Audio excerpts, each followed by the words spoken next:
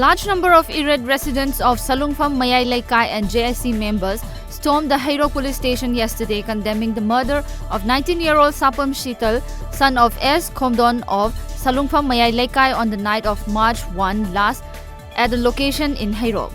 Reportedly, Additional Superintendent of Hairok Police Station had assured the JSC that all the accused involved in the killing would be brought before the public within 3 days. The closing ceremony of the 4th Kuki Students Organisation Sports Meets 2020 was held at Bongbal Kholen village in Manipur's Kangpokpi district. As per reports, Social Welfare and Cooperation Minister Nemcha Kipgen, members of the District Council Sheila Konghe and Thangjamang Kipgen attended the closing function. The total number of positive coronavirus cases in India has jumped to 21 after 15 Italian tourists were tested positive for the virus today. The development comes a day after an Italian tourist in Jaipur was tested positive for the virus and his wife showed initial symptoms of the virus. The Italian couple was part of a tourist group touring Rajasthan.